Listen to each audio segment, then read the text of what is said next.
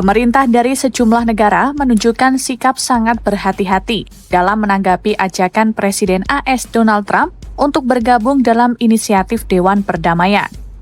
Program itu diklaim bertujuan untuk menyelesaikan konflik global. Namun, para diplomat menilai keberadaan badan itu justru dapat membahayakan kewibawaan dan fungsi strategis dari PBB. Undangan resmi yang dikirimkan ke sekitar 60 negara tersebut mulai mendarat di ibu kota negara-negara Eropa sejak Sabtu 17 Januari 2026. Meski begitu, hingga hari Minggu 18 Januari, respons positif hanya datang secara terang-terangan dari Hungaria.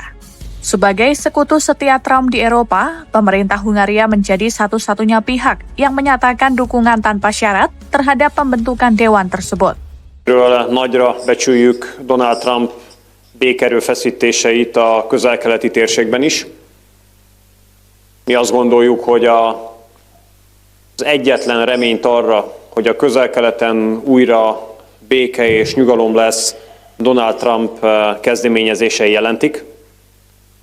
Korábban az Ábrahám megállapodások jelentettek ilyen esélyt, most Donald Trump jelenlegi erőfeszítései hozzák el a reményt arra, hogy a közel-keletre is visszatér a béke és a nyugalom. A Magyarország kapott meghívást a béketanácsban való részvételre. A tegnapi napon jeleztük az Egyesült Államok elnöki adminisztrációjának, hogy köszönettel vettük a meghívást és készen állunk a közös munkára. Sementara sebagian besar pemerintah negara lain tampak enggan membuat pernyataan publik. Menurut draft piagam dan salinan surat yang dikutip dari Reuters, Donald Trump direncanakan akan menjabat sebagai ketua seumur hidup Dewan Perdamaian itu. Dewan Perdamaian itu disebut akan mulai menangani konflik Gaza dan diperluas untuk menangani konflik lainnya. Dalam dokumen tersebut dijelaskan negara-negara secara umum hanya punya masa jabatan terbatas selama 3 tahun.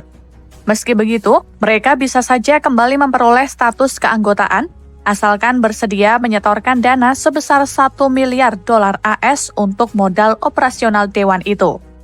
Perdana Menteri Kanada Mark Carney mengatakan bahwa ia telah menyetujui Dewan Perdamaian untuk Gaza yang diusulkan oleh Trump secara prinsip.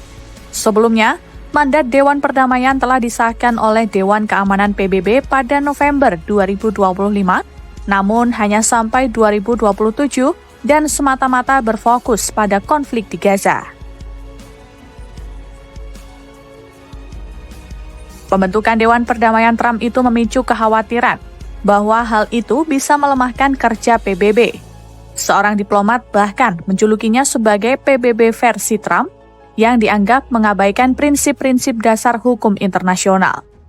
3 diplomat barat lainnya turut memperingatkan bahwa jika proyek itu berlanjut, maka posisi PBB akan melemah.